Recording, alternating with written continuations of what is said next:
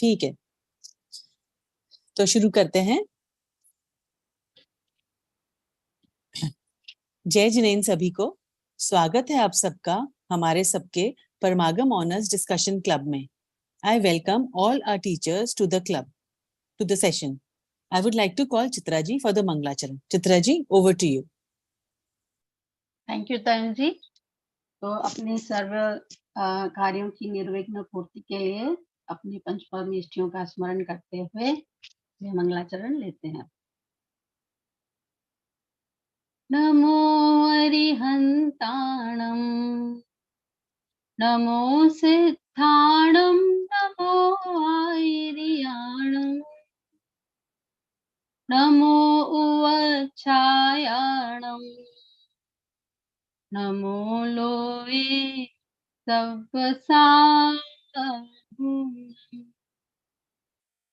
मंगलम भगवान वीरो मंगलम गौतमो गणी मंगलम कुंद कुंदाद्यो जैन धर्मोस्तु मंगलम सर्व मंगल मांगल्यम सर्व कल्याण कारकम प्रधानम सर्वधर्माणां जैनम जयतु शासनम जैनम जयतु शासनम जैनम जयतु शासनम।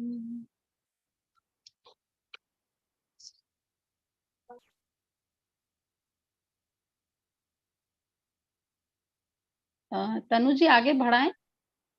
हाँ, आगे आपको मंगलाचरण और आपके अच्छा ठीक है, ओके ठीक है।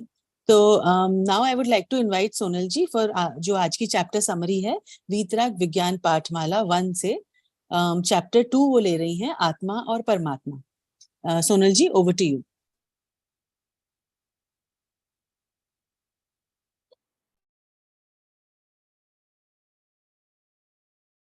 Thank you Tanu ji. जय जिनेन सभी को। आज हम वीतराग विज्ञान पाठमाला 1 पाठ 2 आत्मा और परमात्मा पर चर्चा करेंगे। यह पाठ अपभ्रंश भाषा के महाकवि अध्यात्मवेता मुनिराज योगेंदु विक्रम संवत 6वीं से 11वीं शताब्दी के आसपास रचित परमात्म प्रकाश और योगसार ग्रंथों के आधार पर लिखा गया है। जगत जन से अति दूर स्वरूप निमग्न अन्य आचार्यों और मुनिराजों के समान आपके भी लौकिक जीवन संबंधी कुछ भी जानकारी उपलब्ध नहीं है।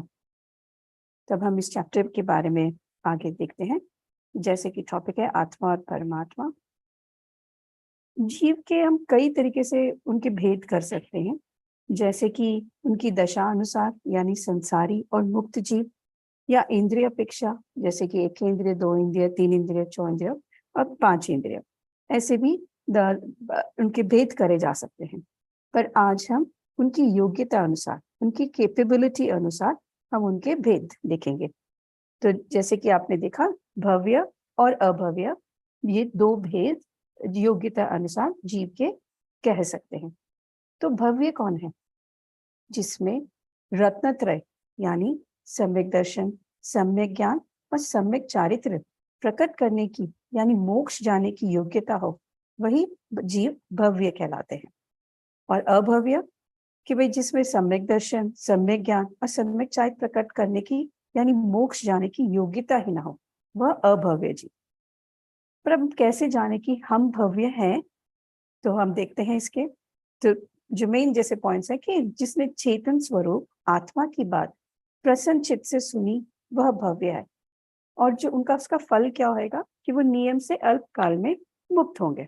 अब इसको थोड़ा सा हम डिटेल में देखते हैं कि जिस प्रकार लोक में जो अपने इंटरेस्टिंग सब्जेक्ट्स होते हैं, जैसे जिसको क्रिकेट पसंद है तो वो क्रिकेट्स देखेगा, उसकी क्रिकेट की पूरी नॉलेज करेगा, या जिसको एंटरप्रेन्योर बनना है वो शार्क टैंक देखेगा, या जिसको कुकिंग में इंटरेस्ट है तो वो यूट्यूब चैनल्स हैं या कुकिंग की नई नई विधि ढूंढेंगे। तो वो अपने रुचिकर विषय को सुनने, समझने और ग्रहण करने में हमारा मन अति उत्साहित प्रसन्न रहता है। We all lean over towards that side. तो अति प्रीति पूर्वक सर्वस्व समर्पण के साथ हम उसमें एकाग्र होने का प्रयास करते हैं। उसी प्रकार अब यहाँ पे मेन पॉइंट है कि भव्य कौन है।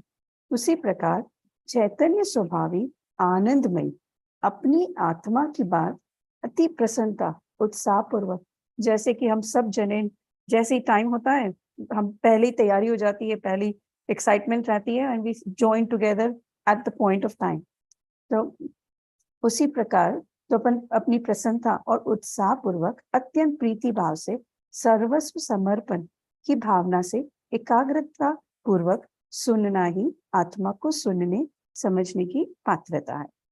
और जो कि हमने जैसे उसका फल देखा था कि जो जीव इस योग्यता पूर्वक अपने आत्मा को सुनकर समझकर उसमें स्थिर होते हैं, वे अल्प समय में ही नियम से परमात्मा दशा रूपी फल प्राप्त कर लेते हैं, अर्थात उनका जीवन अनंत काल के लिए अत्यंत ज्ञानानंदमय हो जाता है।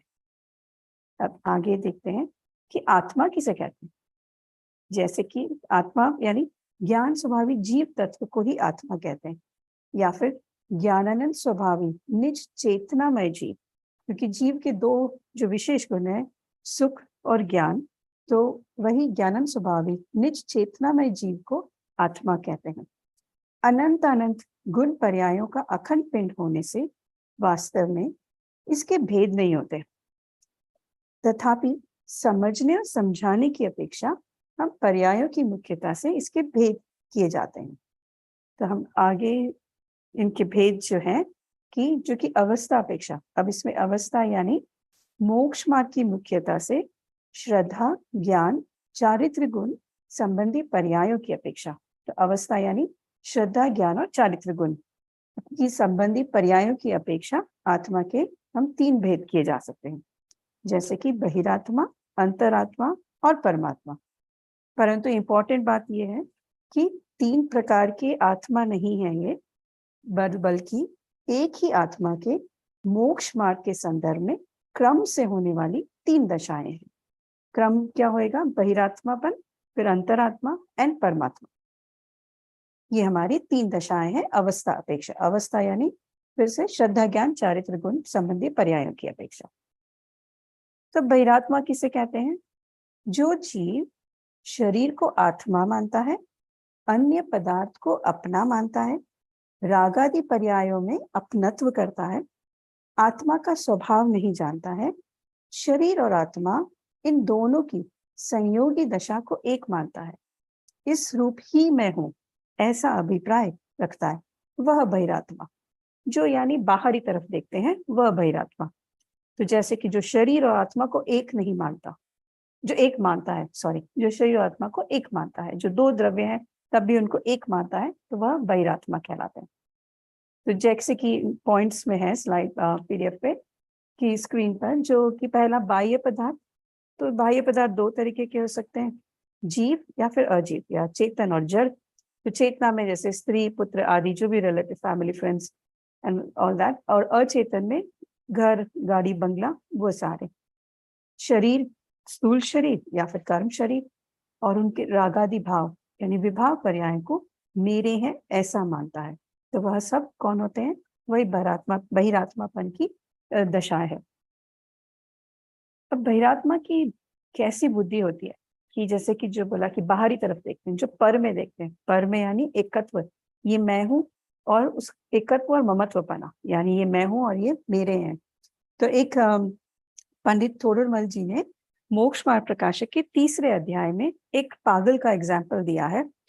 वह एक पागल जंगल में एक पेड़ पर खड़ा है, और वह दूर से देखता है कि एक राजा और राजा अपनी सेना को लेके वहां से निकल रहा है।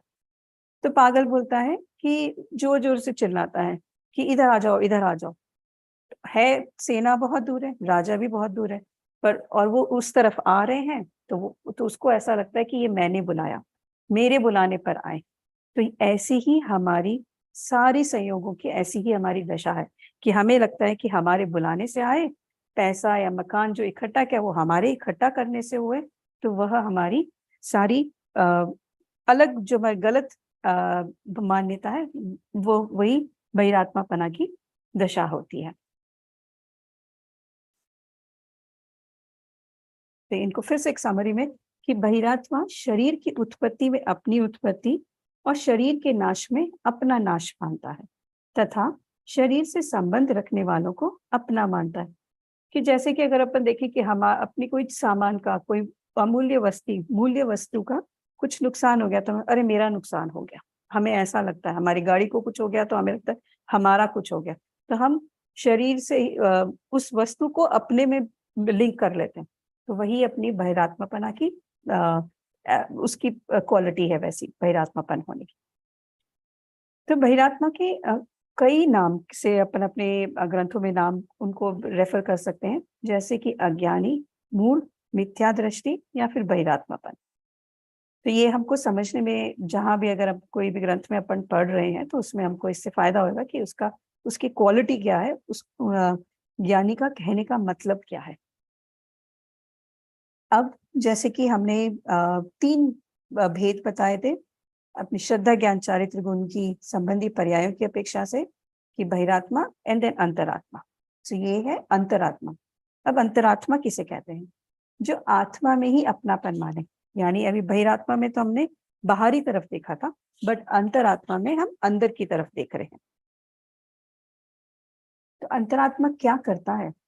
जो भेद विज्ञान के बल से आत्मा को देह आदि से भिन्न ज्ञान और आनंद स्वभावी जानता, मानता और अनुभव भी करता है।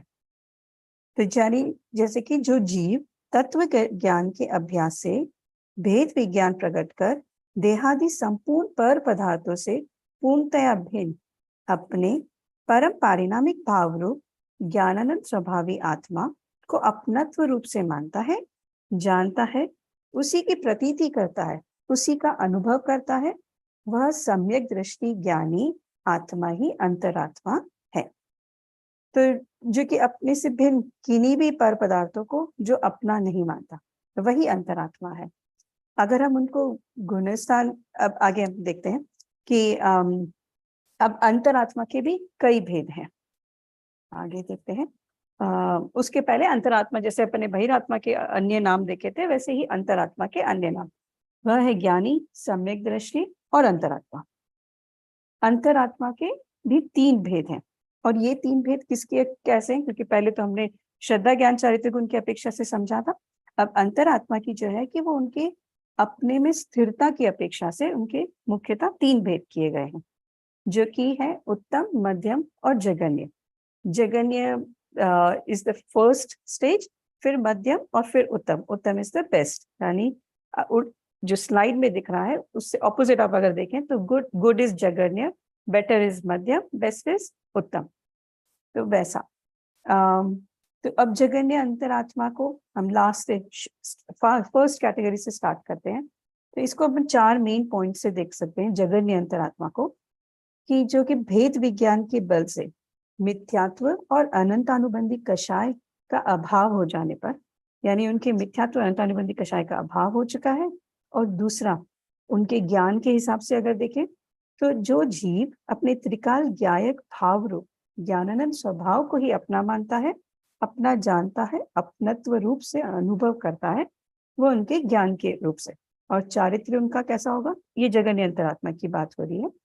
उनका चारित्र सम्यक्ता चरण, चारित्र स्वरूप स्थिरता जिन्हें प्रकट हुई है। तो ऐसे उनके श्रद्धा, ज्ञान, चारित्र के हिसाब से हमने जगन्य अंतरात्मा के बारे में देखा। परंतु अभी उनके अप्रत्याख्यानावरण और आदि जो कषाय हैं वह अभी बाकी हैं, तो उनसे व्रत आदि रूप चारित्र प्रकट नहीं हुआ है। और उस अविरत सम्यक दृष्टि चतुर्थ गुणस्थानवर्ती जीव को जगन्य अंतरात्मा कहते हैं। हम अभी एक बार तीनों की डेफिनेशंस के बाद में हम गुणस्थान के हिसाब से भी उनका डिस्क्रिप्शंस देखेंगे। तो मध्यम अंतरात्मा कैसे हैं? जो विशेष स्वरूप लीनता के बल पर जो जीव देश संयमी या सकल संयमी हुए हैं, अनुव्रति या महाव्रति हुए हैं, परंतु जिनके चारित्र मोह का अभी पूर्णतः क्षय नहीं हुआ है, वे 5वें गुणस्थान से लेकर 11वें गुणस्थान पर्यंत के जीव मध्यम अंतरात्मा कहलाते हैं। और अब उत्तम अंतरात्मा, जो कि सबसे बेस्ट है अंतरात्मा के इसमें, जो जीव पूर्ण स्वरूप लीनता के बल पर पूर्ण वेतरागी हुए हैं, मोह राग द्वेष रूप भाव कर्मों का तथा मोहनीय कर्म रूप द्रव्य कर्म का जिनके अभाव हुआ है वे 12वें गुणस्थान वर्ती जीव उत्तम अंतरात्मा कहलाते हैं। तो अगर हम उनको गुणस्थान से देखें इन तीनों का, और बहिरात्मा, अंतरात्मा, अंतरात्मा के तीनों भेद, और जो आखिरी है परमात्मा, अगर हम उनको गुणस्थान के बेस पे देखें तो पहला गुणस्थान है मिथ्या दृष्टि का, चौथा गुणस्थान सम्यक दृष्टि, 5वें गुणस्थान में देशवती प्रतिमाधारी श्रावक आते हैं, और जो 5वें गुणस्थान से लेके 12वें गुणस्थान यानी उसमें मुनिराज की अवस्था बढ़ती जा रही है, और 12वां इस उत्तम परमात्मा, 13-14 अरहंत भगवान जो कि अपने अरहंत भगवान यानी सकल परमात्मा, और जो गुणस्थान अतीत है यानी जो सिद्ध परमेश्वरी व निकल परमात्मा।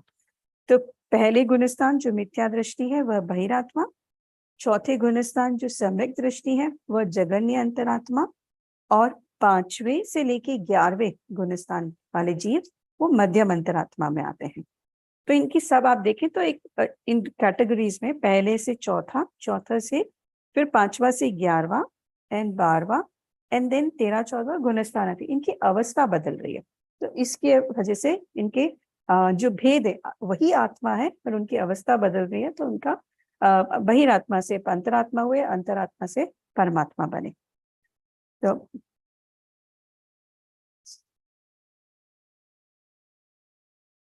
अब इसमें हम थोड़ी सी 6 ढाला की जो तीसरी ढाल है जो अपने पंडित दौलत राम जी द्वारा जो कृत 6 ढाला है उसकी तीसरी ढाल में 4 से 6 तक के पद देखेंगे। I like to call Chitra ji, can you please help me in reciting this please? Yes Sona ji, sure.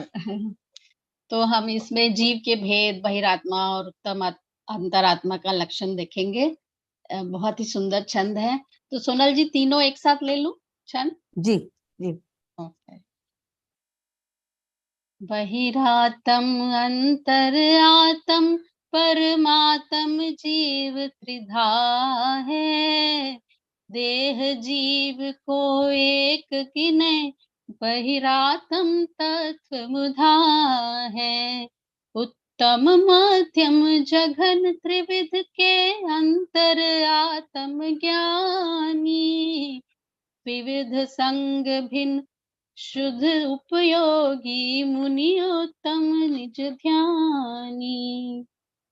अब 5वां है जिसमें मध्यम, जघन्य, अंतरात्मा और सकल परमात्मा का स्वरूप बताया गया है। मध्यम अंतर आत्म है जे देश व्रती अनगारी, जघन करे अविरत समदृष्टि, तीनों शिव मगचारी। सकल निकल परमात्म द्वैविध तिन में घाति निवारी, श्री अरहंत सकल परमात्म लोकालोक निहारी। अब निकल परमात्मा का स्वरूप देखेंगे और उनके ध्यान का उपदेश जिस इस छंद में आया है। यह है 6ठा छंद। ज्ञान शरीरी त्रिविध कर्म मल वर्जित सिद्ध महंता, ते है निकल अमल परमात्म भोगे शर्म अनंता। बहिरात्मता है जानिता जे अंतर आत्म बूझे, परमात्म को ध्याय निरंतर जो नित आनंद पूजे। थैंक यू चित्रा जी। तो जैसा कि आपने अभी देखा चौथे छंद में कि ये बहिरात्मा की डेफिनेशन थी कि बहिरात्म, अंतरात्म, परमात्म, जीव त्रिधा है, यानी 3 जीव के प्रकार देखे हमने, बहिरात्म, अंतरात्मा और परमात्मा। देह जीव को एक गिने यानी जो देह, जो शरीर और जीव को एक गिनता है वही बहिरात्मा बना हो गया, और उत्तम, मध्यम, जगन, त्रिविध के अंतर आत्म ज्ञानी। ऐसे 3 अंतरात्मा के भेद देखें कि उत्तम, मध्यम और जगन्य। तो अगर हम इस स्लाइड को देखें तो ये उसी रेफरेंस से लिया हुआ है कि उत्तम, मध्यम और जगन्य, उस सीक्वेंस में लिया है। विविध संग बिन शुद्ध उपयोगी। अब इस मुनि उत्तम निज ध्यानी, तो उत्तम अंतरात्मा के कैसे हैं वो? जो कि जिनके अंतरंग 14 और बहिरंग 10 प्रकार के परिग्रह रहित है, वह उत्तम अंतरात्मा जीव कहलाते हैं। और जो मुनिराज कौन से? शुद्धोपयोगी मुनिराज, यानी जिनके जो अरिहंत बनने से तुरंत पहले वाली अवस्था है, वह उत्तम अंतरात्मा।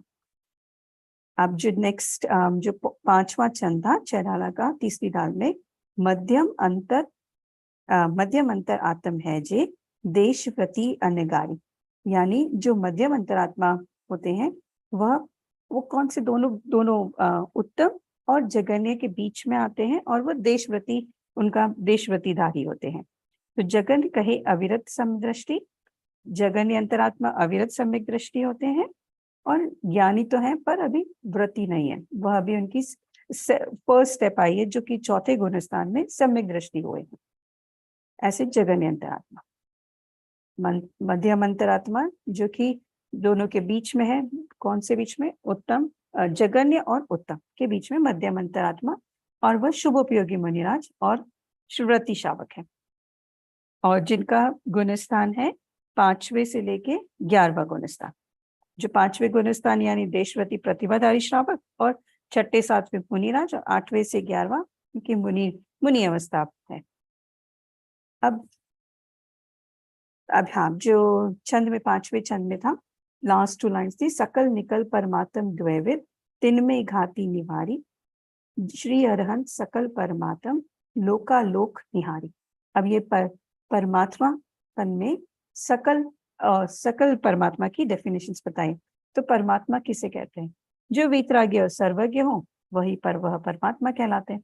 और परमात्मा के भेद सकल और निकल, जो कि हमने इसमें भी छंद में देखा, सकल निकल परमात्म द्वैविद तिनमें घाती निवारी। अब उनके में डिफरेंशिएट क्या है कि सकल और निकल में? तो यह है कि सकल परमात्मा अरिहंत भगवान और निकल परमात्मा सिद्ध परमेष्टि, तो वह सकल और निकल परमात्मा होते हैं। इनमें जो देखें वर्ड्स, तो जो लास्ट के जो 2 लेटर्स हैं, कल यानी शरीर, तो सकल यानी स प्लस कल यानी शरीर सहित, अरिहंत परमेष्टि निकल यानी शरीर रहित, वह सिद्ध परमेष्टि कहलाएंगे। और अब जैसे तिनमें घाती निवारी, यानी अरिहंत भगवान के 4 घाती कर्म रहित हैं, उन 4 घाती कर्म का अभाव हो चुका है, और सिद्ध परमेष्टि के 8 कर्म का अभाव हो चुका है। घाती और अघाती कर्म दोनों ही 8 कर्मों के अभाव हो चुका है सिद्ध परमेष्टि भगवत का। तो अगर हम देखें कि इनकी जो लास्ट चैराला की जो पति कि ज्ञान शरीरी त्रिविध कर्म मल वर्जित सिद्ध महंता, यानी उनके सिद्ध परमेष्टि के क्या हुआ है कि द्रव्य कर्म, भाव कर्म और 9 कर्म, उनके सबका अभाव हो चुका है, और वो ते है निकल अमल परमात्म, यानी वे निकल परमात्मा है। भोगे शर्म अनंता, शर्म यानी अनंत सुख, अब वो अनंत सुख को भोग रहे हैं। कौन? हमारे सिद्ध परमेष्टि। तो बहिरात्मता, अब इसमें जो लास्ट 2 लाइन्स है वो हम आगे देखते हैं, उनके बारे में हे उपादेय और ये आएगा उसमें। अब इसका लाभ क्या है? हमने आत्मा और परमात्मा के बारे में पढ़ लिया, उनकी कैटेगरीज पढ़ ली, उनके डिविजन्स पढ़ लिए, गुणस्थान के बेस पे देख लिया, तो उसके अपने को लाभ तो पता होने चाहिए। तो परमात्मा बनने से क्या लाभ है कि जो अनंत काल तक पूर्ण निराकुल सुख की प्राप्ति हो चुकी है। जीव का जो मेन हमने देखा था उसमें डेफिनेशन उनका, उसमें सुख उनका गुण है, तो वह अब हमें पूर्ण निराकुल सुख की प्राप्ति हो चुकी है। वह परमात्मा बनने से लाभ, वह परमात्मा बनने का लाभ है। अब अंतरात्मा बनने से भी कुछ लाभ है। अंतरात्मा ही पुरुषार्थ द्वारा आगे चलकर परमात्मा बनता है, यानी ये स्टेज आनी ही है, तभी हम परमात्मापन पा सकते हैं। अब वो कैसे आएगा? परमात्मापन कैसे आएंगे? पुरुषार्थ द्वारा। क्या बहिरात्मा बनने से भी कोई लाभ है? बहिरात्मापना कोई लाभ नहीं है, क्योंकि वह हमें छोड़ने योग्य है। तो बहिरात्मापना तो छोड़ना ही है और छोड़ना चाहिए। बहिरात्मापने के कारण ही जीव संसारी अवस्था में घूम रहा है। तो जीव अनादिकाल से संसार में दुख भोग रहा है, तो हमें ये छोड़ना है, सुखी होना है, तो हमें बहिरात्मापना को छोड़ना रहेगा। अब हम हे उपादेय, जो कि 6 डाला की जो 6th पद की जो लास्ट 2 लाइन है वो भी उसी से रिलेटेड है कि बहिरात्मता हे जानी तजी अंतर आत्म पूजे परमात्म को ध्याय निरंतर ज्यो निज आनंद पूजे। यानी जो हमारे उपादेय क्या है, बहिरात्मापन क्या है, हे है, जो हमें छोड़ने योग्य है। तो हे यानी छोड़ने योग्य, उपादेय यानी हमें ग्रहण करने योग्य। तो अब अगर हम इससे डेफिनेशन से देखें, बहिरात्मा, अंतरात्मा, परमात्मा, यानी जो संसार मार्गी है वह बहिरात्मा होते हैं और वह सर्वथा हे ही है, वह हमें छोड़ने योग्य है। अंतरात्मा क्योंकि वो मुक्ति मार्ग पर है तो कथनचित उपादेय है, पर हमें इसको भी छोड़ना ही है, हमें परमात्मा बनना है। तो परमात्मा यानी अतीन्द्रिय सुखमय, इसलिए वह पूर्ण उपादेय है और हमें ग्रहण करने योग्य है। तो हमें करना क्या है, इस चैप्टर से हमें क्या सीखा, क्या हमने, कि हमें परमात्मा बनने की भावना भाकर अंतरात्मा बनकर बहिरात्मा बना छोड़ना है। यानी बहिरात्मा संसार मार्गी होने से बहिरात्मापन सर्वथा है और अंतरात्मा मुक्ति मार्ग का पथिक है। अतः अंतरात्मापन कथनचित उपादेय है तथा परमात्मापन अत्यंत सुखमय होने से सर्वथा उपादेय है। तो अतः सबको पुरुषार्थ पूर्वक बहिरात्मापन छोड़कर अंतरात्मा बनकर परमात्मा बनने की भावना करनी चाहिए, और यही हमारी भावना है। इसी के साथ मैं विराम लेती हूँ। Over to you Tanu ji. Thank you. Tanu ji, मैं उनको धन्यवाद दे देती हूँ, उसके बाद अपन स्टोरी सेगमेंट में आगे बढ़ेंगे। तो थैंक यू तनु। सोनल जी, आपने इस टॉपिक को बहुत ही क्लैरिटी से इतना विस्तार दिया है। तो कैसे हमें अपने इनर्शिया के आगे आना है, बहिरात्मा से अंतरात्मा, और फिर पुनः मतलब अंतरात्मा की भी 3 लेवल्स, और फिर पुरुषार्थ से परमात्मा बनना है, क्योंकि इस पद की कैपेसिटी हम सब में है, राइट? तो थैंक यू सोनल जी। तो चलिए आप स्टोरी सेगमेंट की तरफ बढ़ें। जैसा कि आप सबको ज्ञात है कि हम लास्ट 2 सेगमेंट्स में सम्यक दर्शन के 8 अंग को एक्सप्लेन करते हुए साधारण रूप, प्रथमानुयोग व सकल कीर्ति श्रावकाचार्य के आधार पर ब्रह्मचारी भाई हरि भाई द्वारा संकलित कथाओं को एक एक करके ले रहे हैं। 2 अंग अमूढ़ दृष्टि और अमूढ़ दृष्टि अंग और प्रभावनांग ऑलरेडी हमारे साधर्मी बहन रश्मि जी और शुभम जी ले चुकी हैं। तो जैसा कि हम में से कई साधर्मी जानते ही हैं कि जब किसी भी धर्मात्मा को सम्यक दर्शन होता है तो अपनी शुद्धात्मा की अनुभूति के साथ साथ सम्यक दर्शन के 8 अंगों का पालन उनको होता है। चूंकि सम्यक दर्शन की प्राप्ति एक महत्वपूर्ण दशा है एक मुमुक्ष के लिए मोक्ष मार्ग में, तो सम्यक दर्शन के जो ये 8 अंग हैं उनको जानना बहुत ही जरूरी है। तो उनको समझाने के लिए जो हमारे प्रथमानुयोग में और जैसा कि पहले ग्रंथ में मैंने बताया उनको प्रसिद्ध चरित्रों से रिलेट किया गया है। तो उनके प्रसिद्ध चरित्र नायकों के नाम या कहें तो रिलेटेड कथाओं को याद करने के लिए 2 छंद आते हैं जो 4-4 पंक्तियों के हैं, वो मैं लेना चाहूंगी। अंजन निरंजन हुए जिनने नहीं शंका चित धरी, प्रसिद्ध अनंतमती सती ने विषय आशा परिहरी। सज्जन उदायन नृपति वर ने ग्लानि जीती भाव से, सत असत का किया निर्णय रेवती ने चाव से। जिन भक्त जी ने चोर का वह महादूषण ढक दिया, जय व्यारिशेण मुनीश जिनने चपल चित्त को थिर किया। सुविष्णु कुमार कृपालु मुनि ने संग की रक्षा करी, जय वज्र मुनि जयवंत तुमसे धर्म की महिमा विस्तरी। तो इस तरह से अगर हम ये श्लोक को देखें तो 8 अंगों के जो नायक हैं वह बहुत सुंदर ढंग से हमें याद हो जाते हैं।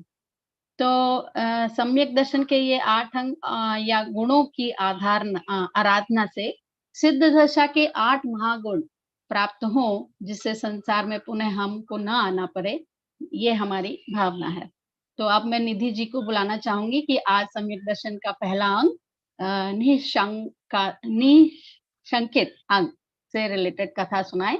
Over to you Nidhi ji. Thank you Chitra ji. जय जिनेन्द्र सभी को। जैसा कि चित्रा जी ने भूमिका बनाई दी है कि जब भी किसी जीव को सम्यक दर्शन होता है, ये 8 अंग भी उसके बराबर पलते हैं। तो पहला अंग जो है वो निशंकित अंग है, जिसको शुरू करने के लिए मैं 4 लाइनें पढ़ना चाहती हूँ, जो कि स्टोरी बुक से ही है, और वो कुछ इस तरह है। तत्व यही है, ऐसा ही है, नहीं और प्रकार, जिनकी सन्मार्ग में रुचि हो, ऐसी मानो खड्ग की धार। है सम्यक्त अंग यह पहला, निशंकित है इसका नाम, इसके धारण करने से ही अंजन चोर हुआ सुखधाम। तो निशंकित अंग में जिस पुराण पुरुष की, जिन महापुरुष की कथा बहुत प्रसिद्ध है, उनका नाम भी इस छंद में आ गया है, जैसा आप सबने सुना, अंजन चोर। तो अंजन चोर की आज हम कथा करने वाले हैं। एक्चुअली वो कोई मूल में चोर नहीं थे, मतलब पैदाइशी चोर नहीं थे, वो तो एक राजकुमार थे, है ना। उनका नाम था ललित कुमार। लेकिन उनके रंग ढंग थोड़े ठीक नहीं थे, तो उनके पिताजी ने उनको, जैसे वो बड़े हुए और उन्होंने गलत काम करने शुरू किए, तो उनके पिताजी ने उनको राज्य से बाहर निकाल दिया। और बाहर निकलने पर उनको सरवाइव करना था, तो उन्होंने अंजन सिद्ध किया था। अंजन मतलब होता है काजल। एक ऐसा चमत्कारी काजल उन्होंने सिद्ध कर लिया था किसी विद्या के बल से कि वो लगाते थे और अदृश्य हो जाते थे, बिल्कुल वैसे जैसे हमारा मिस्टर इंडिया घड़ी पहन लेता है और गायब हो जाता है, तो इस तरह से वो भी गायब हो जाते थे। अब इसका उपयोग कह लें या दुरुपयोग वो करते हैं चोरी करने में, क्योंकि सरवाइव करने के लिए उन्हें पैसे चाहिए होते, तो चोरी करके वो अपना जीवन इस तरह से निकालते हैं। तो जो एक व्यसन है, वहां पर 7 व्यसन अंतर्निहित होते हैं। तो जुआ खेलना, वैश्यगमन करना, ये सब भी उनके चल रहा था। तो जब वो अपनी प्रेमिका से मिलने गए एक बार, तो उनको उनकी प्रेमिका ने डिमांड करी कि वो जो रानी का रत्नों का हार है वो मुझे लाके दो, तुम इतने मेरे अगर सच्चे प्रेमी हो तो अंजन चोर के लिए कोई बड़ी बात नहीं थी। वो राजा के महल में जाते हैं और वो हार चुरा लेते हैं। वो तो दिखाई नहीं देते हैं, लेकिन हार चमकता रहता है अंधेरे में। तो सिपाही उनके पीछे पड़ जाते, क्योंकि बहुमूल्य कीमती हार था वो। तो सिपाही उनके पीछे पड़ जाते हैं और उनको उनका पीछा करने लगते हैं। तो इनको लगता है कि हार के कारण मैं पकड़ा ना जाऊं, हार को वो दूर फेंक देते हैं और खुद कहीं भागकर एक शमशान में पहुंच जाते हैं और एक पेड़ के नीचे खड़े हो जाते हैं थकान मिटाने के लिए। वहां वो देखते हैं कि कुछ अजीब सी हरकत कर रहा होता है एक आदमी। एक्चुअली वो पेड़ से एक सीका लटकाया होता है। सीका कहते हैं जब कोई चीज हवा में लटकाई जाए किसी सीलिंग से या किसी आधार से। तो वो एक पेड़ की टहनी पे सीका लटकाया हुआ था और बार बार चढ़ रहा था, उस सीके में बैठ रहा था, कुछ कुछ बोल रहा था और बार बार उतरता था। ऐसा वो क्यों कर रहा था, इसके पीछे एक फ्लैशबैक में बड़ी सी स्टोरी है। आइए हम वो जानते हैं कि वो ऐसा क्यों कर रहा था। तो 2 मित्र थे जो मर के स्वर्ग जाते हैं और अमित प्रभ और विद्युत प्रभ नाम के देव बनते हैं। अमित प्रभ जो होते हैं वो जैन धर्म के अनुयायी होते हैं और जो विद्युत प्रभ होते हैं वो कुगुरु कुधर्म में उनका ऐसा उनकी रुचि होती है। तो दोनों कहते हैं चलो अपने अपने धर्म की परीक्षा करते हैं। तो परीक्षा करने वो यहाँ आते हैं, हमारे पृथ्वी लोक पे आते हैं। तो विद्युत प्रभ देखते हैं कि एक तपस्वी बैठे हुए हैं जो यज्ञ तप कर रहे हैं और पहले उनकी परीक्षा करते हैं। तो उनसे कहते हैं कि तपस्वी जी, पुत्र के बिना सदगति नहीं होती, ऐसा शास्त्रों में कहा है। किसी देव ने ऐसी बात कही तो विद्युत प्रभ इसको विद्युत प्रभ देव ने ऐसी बात कही उस तपस्वी से, तो वो तपस्वी अपनी तपस्या छोड़कर संसार भोगों में चला जाता है। तो ये तो बिल्कुल झूठा श्रद्धांत था उसका, मतलब धर्म के प्रति। ये बात विद्युत प्रभ की समझ में आ गई कि ये धर्म तो झूठा है और ये कुदेव है, इनको मानने से मेरा कुछ भला होने वाला नहीं है। कहते चलो अब जैन धर्म की परीक्षा करते हैं। तो अमित प्रभ जो जैन धर्म के अनुयायी होते हैं वो कहते हैं कि तुम जैन साधु जो परम वीतरागी होते हैं उनकी तो तुम क्या ही परीक्षा करोगे। ये जो शमशान में जिंदत सेठ बैठे हैं ना, ये एक श्रावक है जो सामायिक की प्रतिज्ञा करके बैठे हैं, तुम तो इन्हीं की परीक्षा करके देख लो, तुम्हारी आंखें खुल जाएंगी। तो उस देव ने अनेक प्रकार के उपद्रव किए उनके ऊपर, लेकिन जिनदत्त जो सेठ थे वो सामायिक में बिल्कुल अचल पर्वत की भांति अडिग होकर बैठे रहे।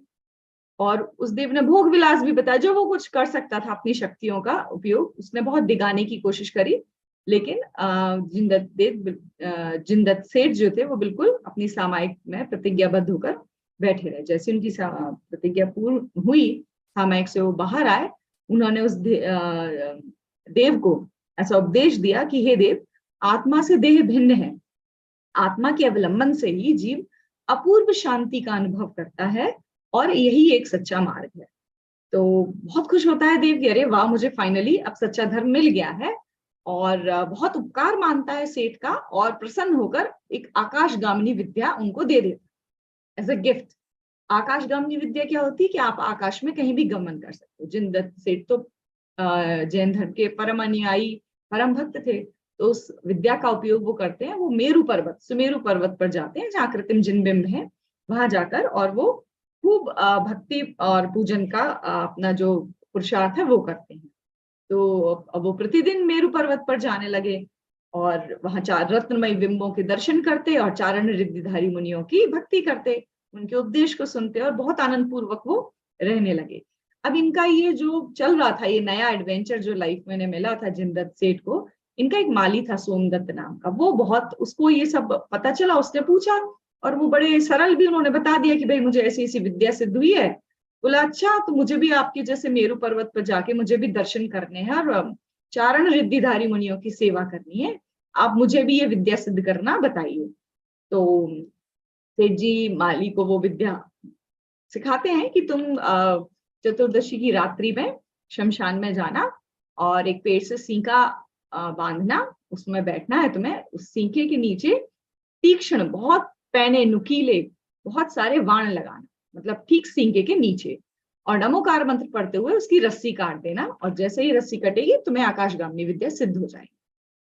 तो माली ऐसा ही कर रहा होता है, वो शमशान में उस विद्या को सिद्ध करने की कोशिश कर रहा होता है, लेकिन क्योंकि उसको नमोकार मंत्र पर श्रद्धा नहीं है, उसको शंका है कि अगर मैंने रस्सी काटी और ये मंत्र झूठा साबित हुआ तो मेरा शरीर इन कांटों से भिद जाएगा और मैं मरण को प्राप्त हो जाऊंगा। ऐसी शंका से वो बार बार सींके में बैठता, नमोकार मंत्र पढ़ता, लेकिन वो रस्सी नहीं काट पाता, फिर से उतर आता, और जब नीचे आता वो देखता, वो फिर सोचता कि अरे सेठ जी को तो आकाशगामिनी विद्या ऐसे ही मिली थी, मैं फिर से कोशिश करता हूँ। तो वो ये उपक्रम कर रहा होता है।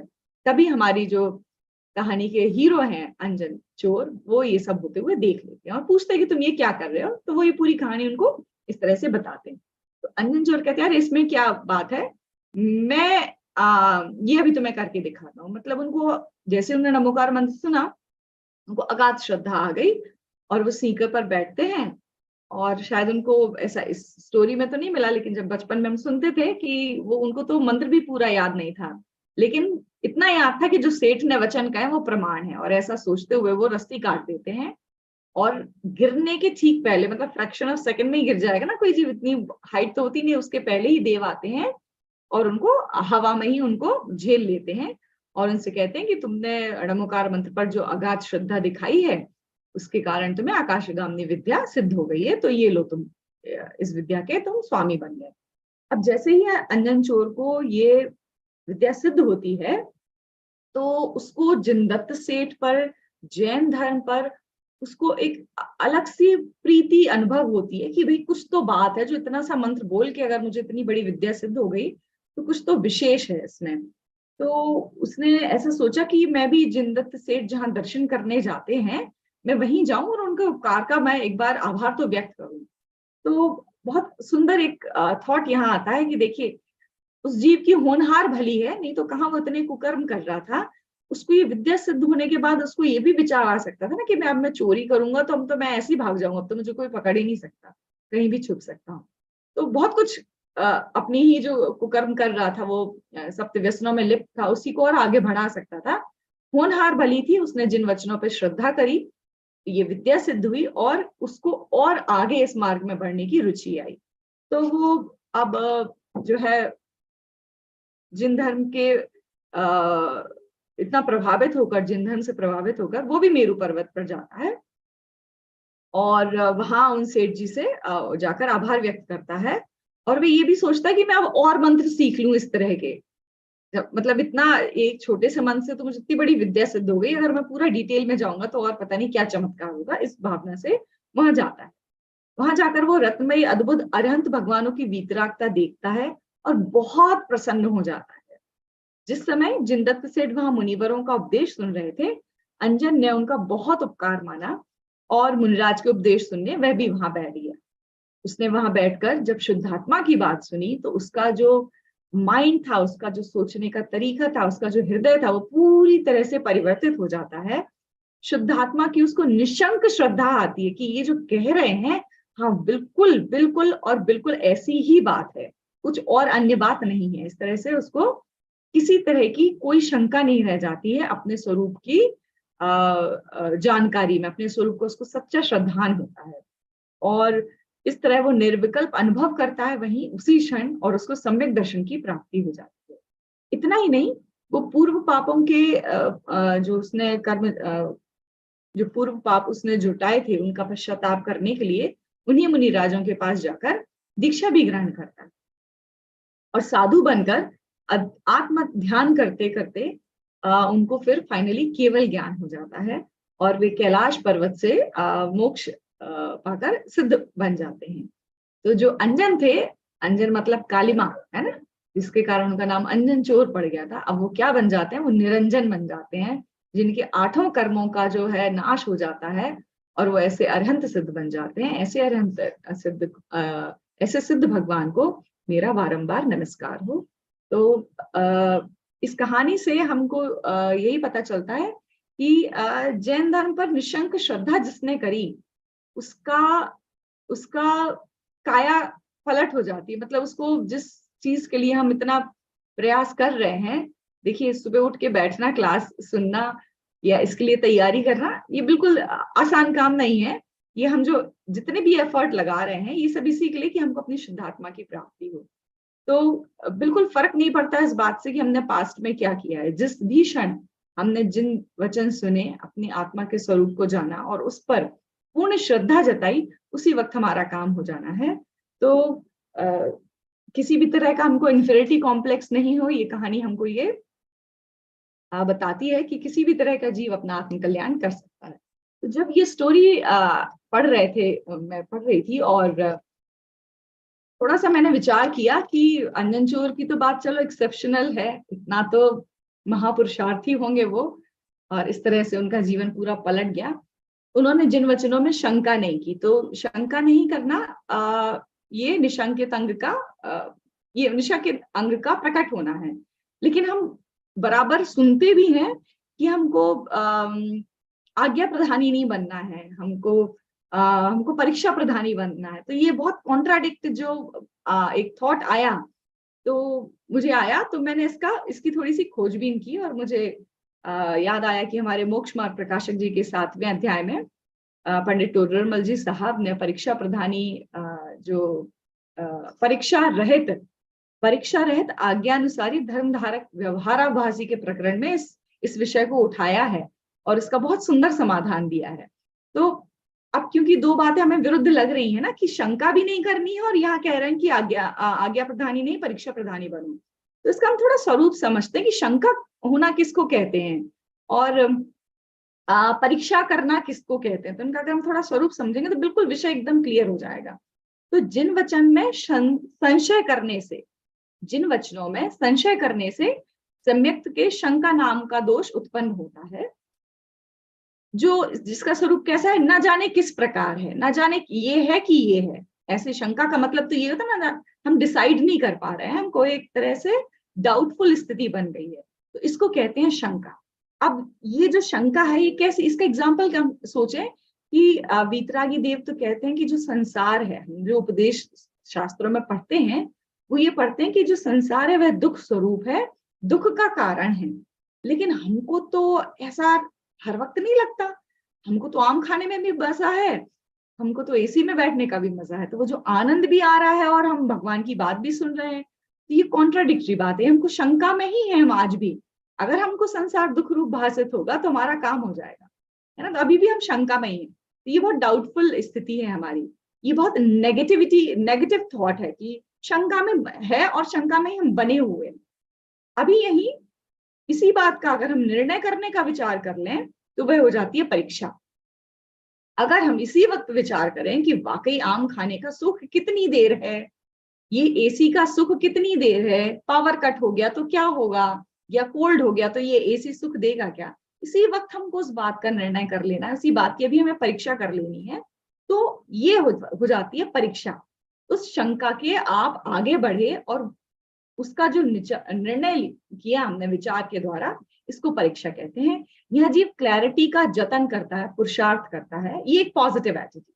शंका नेगेटिव एटीट्यूड। फिर शंका करने से श्रद्धान मलिन हो जाता है, और परीक्षा करने से जब हम निर्णय की स्थिति में पहुंचते हैं तो श्रद्धान हमारा प्रगाढ़ हो जाता है। तो प्रमाद छोड़कर परीक्षा करना ही सच्ची परीक्षा है। हम अक्सर प्रमाद में ही रह जाते हैं कि हमें पता है कि कुछ गड़बड़ है, बात क्लियर नहीं हो रही है, लेकिन हम कोशिश भी नहीं कर रहे हैं, है ना। प्रमाद की स्थिति छोड़नी है। परीक्षा किस किस की करनी है हमको, जिन आगम में, जिन धर्म में हमको करनी है, देव शास्त्र गुरु में करनी है परीक्षा, हमको 7 तत्वों में करनी है। तो कैसे करें? एक ही मंत्र है इसका कि जहां वीतरागता का तो पोषण हो, वीतराग भावों का तो जहां पोषण हो और संसार घटने का उपदेश दिया जाए, वही सच्चा मार्ग है। तो इस तरह की परीक्षा हमको हर पल करनी है, हर चीज के लिए करनी है, उस बात को अपना बनाना है। शास्त्र की भाषा को पढ़कर उस पर चिंतन मनन कर अपना जो जितनी बुद्धि हमने बाहर में लगा रखी ना, इसने कह दिया, उसने कह दिया, ये खरीदना, वो बेचना, जो दुनिया भर की हमने बाहर में बुद्धि लगा रखी है ना, बहुत तेज बुद्धि है हमारी, इतने मोटे मोटे हमने बुक्स पढ़ लिए अपने एजुकेशन क्वालिफिकेशन के लिए, लेकिन हम यहाँ प्रमाण करते हैं। तो बस यही हमको ध्यान रखना है कि बुद्धि हमारे पास श्रम की पूरी हमारे पास जो खजाना है वो है, इसका हम सही जगह उपयोग करें और परीक्षा प्रधानी बने। और जिन वचन में एक बार जब परीक्षा करके निर्णय कर लिया, उसके बाद उसमें शंका ना करें, तो डेफिनेटली ये निशंकित हमको प्रकट होगा। और ऐसी ही भावना के साथ कि हम सबको यह बहुमूल्य सम्यक दर्शन रूपी रत्न प्राप्त हो। 8 अंगों के साथ कमती बढ़ती हो सकता है, लेकिन इस तरह का प्रयास हम जरूर कर सकते हैं, इसी भावना के साथ। जय श्री। थैंक यू निधि जी, आपने बहुत सुंदर तरीके से बताया और बात सही है। हर जगह जिनवाणी में उपदेश यही है, हमें बैलेंस करना है उसको, जो भी कथन है उनको सही तरह के समझ के कौन सी अपेक्षा कब लगानी है, ये समझ बहुत डेवलप करना जरूरी है। तो अब हमारे विद्वान सर भी हमारे से जुड़ गए हैं, तो अब हम अगले सेगमेंट की तरफ बढ़ते हैं, शंका समाधान के लिए। इसके लिए आज हमारे पास आए हैं पंडित जी अच्युतकांत जी शास्त्री। तो मैं इनके बारे में पहले वेलकम सर।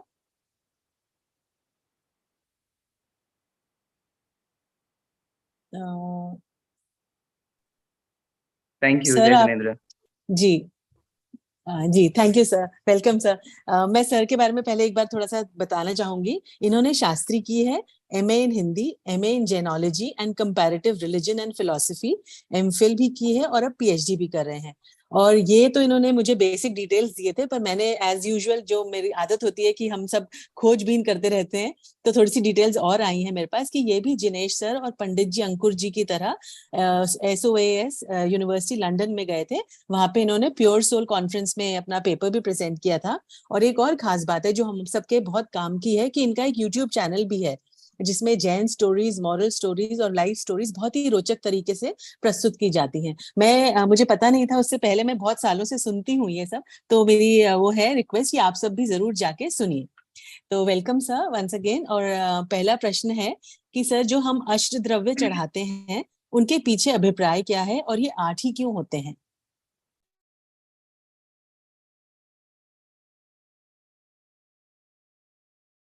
सभी को जय जिनेंद्र। सबसे पहले मैं थैंक यू बोलना चाहूंगा तनु जी का, जिन्होंने कोऑर्डिनेट करके हम सभी लोगों को, आपको मुझसे और मुझे आप लोगों से मिलवाया है।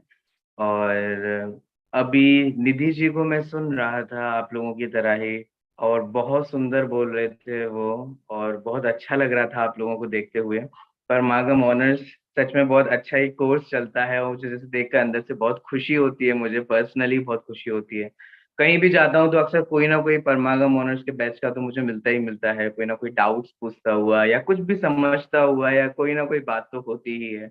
बहुत अच्छा लगता है आप लोगों की क्यूरियोसिटी को देख करके, और आप लोग जिस लगन से पढ़ रहे हो, बहुत शानदार है, बहुत अच्छा लगता है।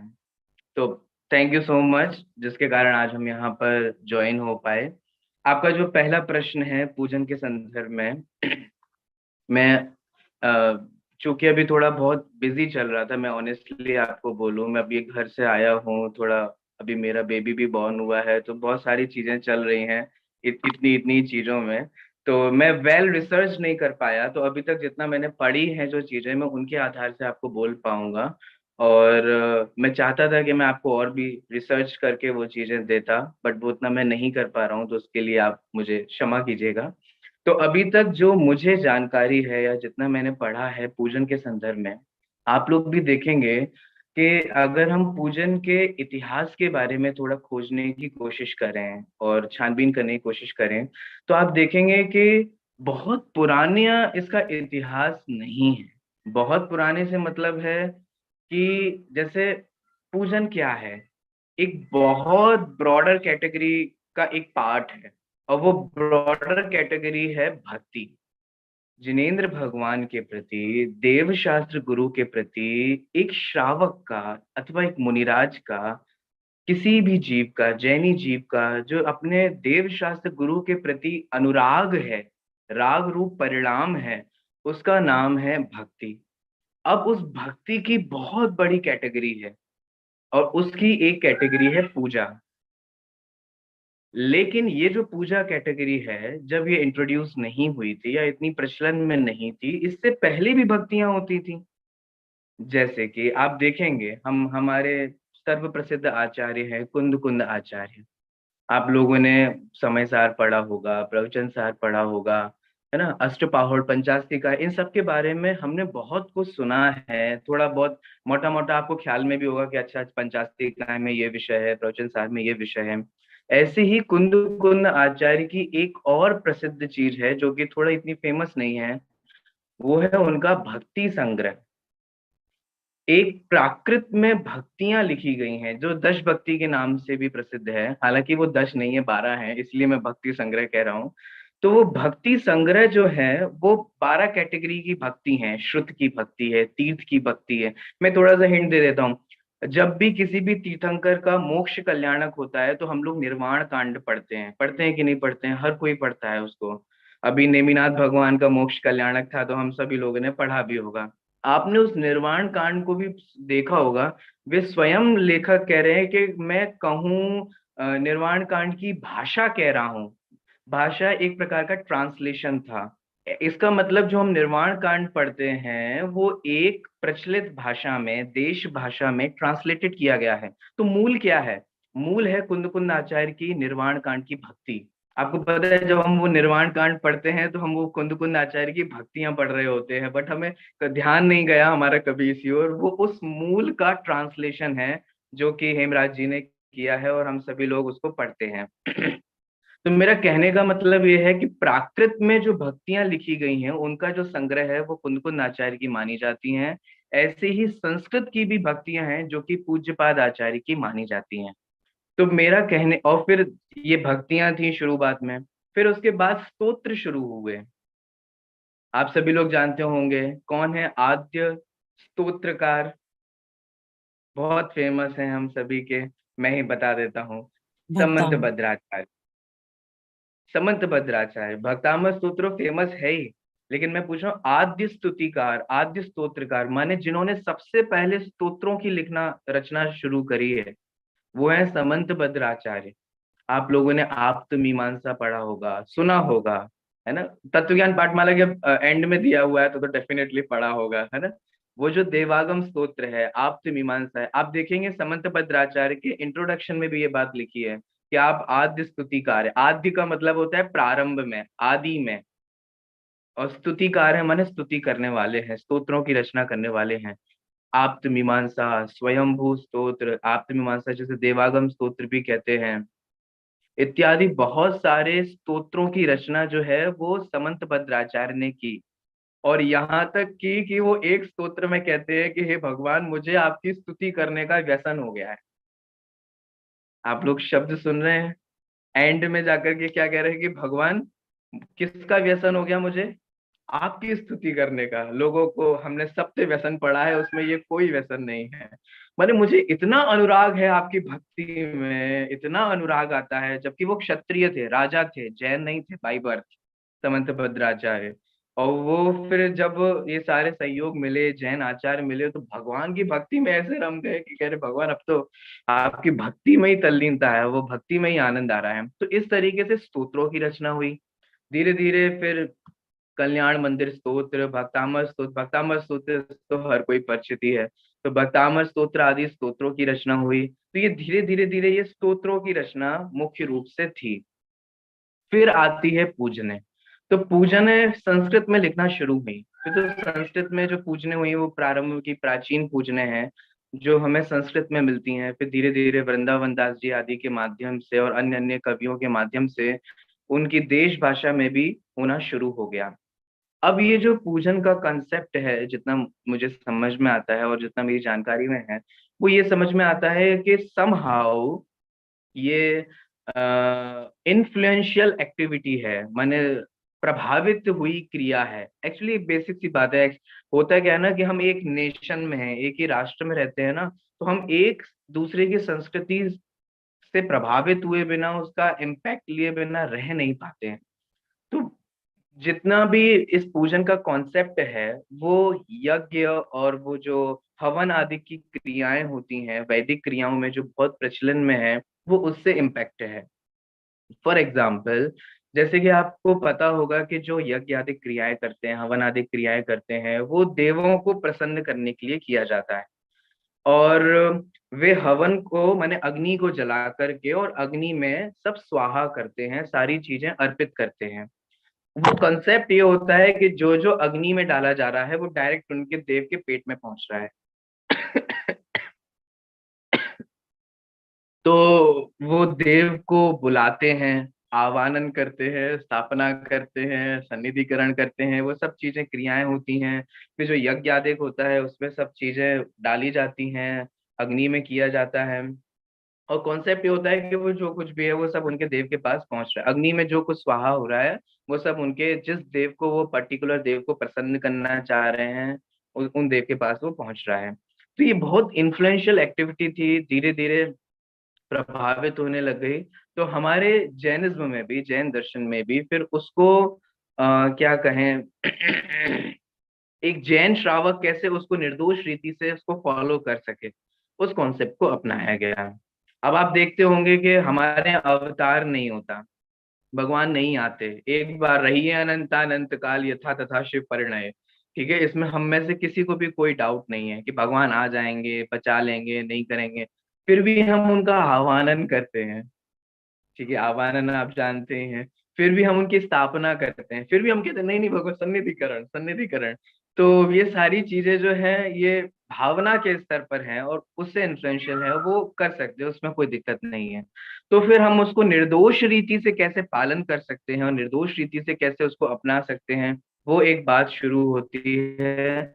और फिर धीरे धीरे इस प्रकार से वो द्रव्य जो हैं वो इस प्रकार से वो अष्ट वहीं कहीं से फेमस होकर के इस तरीके से यहाँ पर आए हैं। अब भले ही जो कुछ भी आया हो, नहीं आया हो, प्रभावित हुआ हो, अपन उससे हुए हो, वो हमसे हुए हो, ये कह पाना बहुत मुश्किल हो पाता है कई बार, कई सिनेरियोज में, कि कौन किससे इन्फ्लुएंशियल हुआ है, कौन किससे प्रभावित हुआ है। बट इतनी बात समझ में आती है कि पूजन करने के प्रति भी भाव जो है वो बहुत सुंदर है, बहुत सुंदर है। आप, मैं सिर्फ इशारा करता हूँ और आप सब लोग समझ जाएंगे। बस आप देखिए, हम जल जो अर्पित करते हैं, किस लिए करते हैं हम जल अर्पित, बताइए? जन्म जरा मृत्यु विनाशनाय। हम चंदन जो अर्पित करते हैं वो किस लिए करते हैं? संसार ताप विनाशनाय। माने एक में भी लौकिक अनुकूलताएं प्राप्त आए, बिजनेस वर्ध आए, है ना, हमारी एज हीन आए, माने इस किसी भी उद्देश्य से, किसी भी भावों से हम लौकिक कामना से नहीं कर रहे हैं। अगर मैं एक शब्द में बोलूँ ना, तो हम जो कहते हैं ना भक्त नहीं भगवान बनेंगे, जो हमने बाल बोध में पढ़ा है, बस उसी भगवान बनने की कामना को एक एक चीज में कंटिन्यू किया गया है। अब देखो ना, जन्म जरा और मृत्यु, इसका मैं विनाश करना चाहता हूँ, ठीक है। कहाँ नहीं होती जन्म जरा और मृत्यु, बताइए किस अवस्था में नहीं होती? सिद्ध दशा होने पर। तो इसका मतलब ये हो गया कि जन्म जरा मृत्यु जो सिद्ध दशा में नहीं होती, उस सिद्धत्व की भावना में भा रहा हूँ। हे भगवान, मैं संसार ताप को विनाश करना चाह रहा हूँ। कहते हैं कि नहीं कहते हैं? अब दो ही अवस्था है, संसार और मुक्त। अगर आप संसार का ताप बर्दाश्त नहीं हो रहा है, संसार के ताप को नाश करना चाह रहे हो, तो आप क्या भावना भा रहे हो कि कहाँ जाना है मुझे? मुक्ति जाना है। अक्षय पद प्राप्त है, बताइए कौन सा ऐसा पद है जो अक्षय है? हमने समय सार में पढ़ा है कि जगत के सारे पद जो है वो क्षयवान है, नाश को प्राप्त हो जाएंगे। लेकिन सिर्फ और सिर्फ ध्रुव अचल और अनुपम गति एक ऐसी है जो सिर्फ नाश को प्राप्त नहीं होती। वो कौन सी है? सिद्धत्व दशा है। शुदा रोग विनाशनाय। कहाँ होता है शुदा रोग? आपको पता होगा, रत्नगण शापकाचार में पढ़ा होगा। अरंत परमिष्टि 18 दोषों से रहित होते, अष्टादश दोष विमुक्त धीर। पढ़ते हैं कि नहीं पढ़ते हैं? सर्व सकल गे ज्ञायक तदपि की स्तुति। 18 दोषों से रहित शुदा एक दोष है, वो अरंतों को नहीं है। इसका मतलब आप भगवान बनने की भावना भा रहे हो। मोहांधकार विनाशनाय, भगवान बनने की भावना। अष्ट कर्म धैनाय, चार भी नहीं, घातिया भी नहीं, हमें तो आठों के आठों ही नष्ट करने हैं। अब बताइए, आठों कर्म किसने नष्ट कर दिए? सिर्फ और सिर्फ एक जीव है, वो है सिद्ध। इसका मतलब हम प्रत्येक सामग्री को अर्पित करते हुए, और जो हम 13 पंथ आमनाएं से करते हैं, उसमें भी फिर ये भाव है कि वो कम से कम हिंसा हो और अधिक से अधिक हमारे भाव जो हैं वो लगें।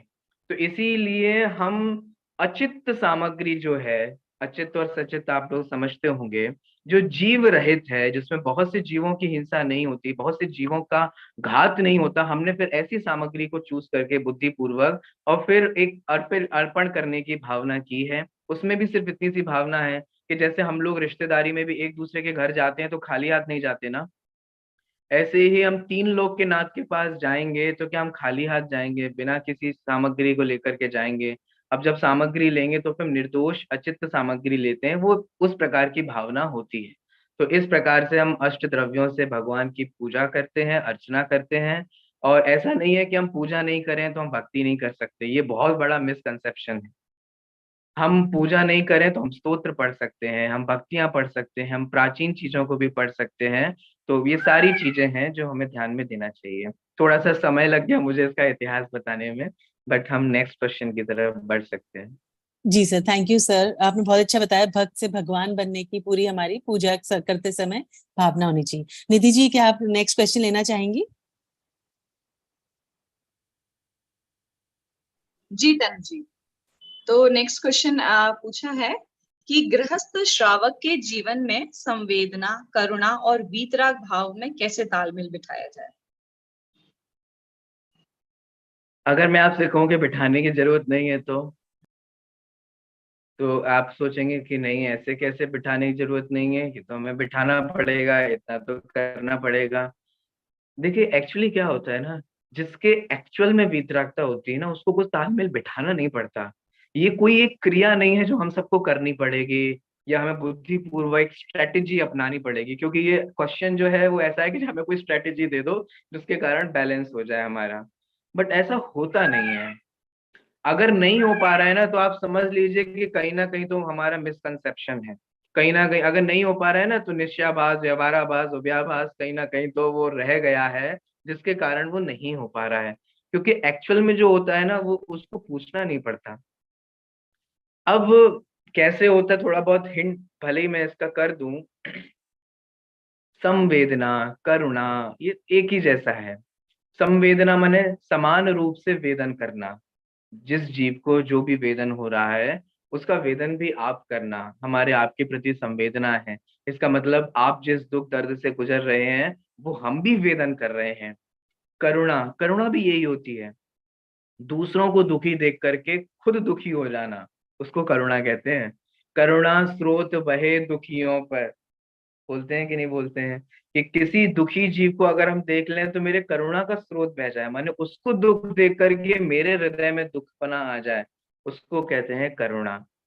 ठीक है। और वीतराग दशा, हम सभी समझते हैं कि ये जो भाव हैं वो चारित्र मोहनीय के मंद उदय के कारण होने वाले भाव है। वीतराग भाव जो है वो चारित्र मोहनीय के अपोजिट है, माने वो कषाय, ये कषाय रूप है, वो निष्कषाय है, वीतराग रूप है। अब बैलेंस क्या होता है? बैलेंस ये होता है कि जो जिस गुणस्थान में होता है ना, उसके उस गुणस्थान के अनुसार भाव होते हैं। ये इतनी सी बात है। अगर कोई जीव चौथे गुणस्थान में है ना, तो उसको चौथे गुणस्थान वाली करुणा आएगी। आप समझने की कोशिश करना। अगर कोई छठवें सातवें गुणस्थान में है तो उसको छठवें सातवें गुणस्थान वाली करुणा आएगी। आप समझ पा रहे हैं मैं क्या कहने की कोशिश कर रहा हूँ? जैसे मान लीजिए एक गरीब व्यक्ति है, वो अपनी गरीबी से दुखी होकर के एक श्रावक के पास आया, जैन श्रावक के पास आया।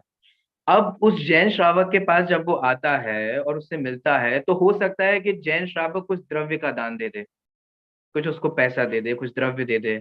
आप गणेश प्रसाद जी वर्णी के बारे में देखते होंगे, उनके पास कोई भी ऐसा जीव आता था तो वो अपनी धोती, अपने पास जो कुछ होता था, अपने पास ड्राई फ्रूट्स हैं, कुछ है, तो वो सब कुछ दे देते थे, खुद भले ही ऐसे होकर के आ जाएं।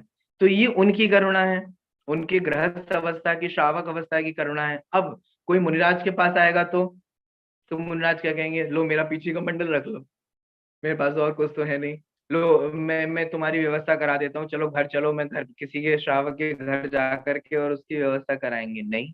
अब आप डिफ्रेंशिएट कर पा रहे हैं कि कैसी करुणा है? श्रावक की करुणा अलग है, मुनिराज की करुणा अलग है। श्रावक अलग रीति से करुणा करता है, मुनिराज अलग रीति से। अब कैसे करता है? अब आपको लगता है करता है, एक्चुअल में जो जिस गुणस्थान में होता है उसके उस गुणस्थान के अनुसार करुणा होती है। बस इतनी सी बात है।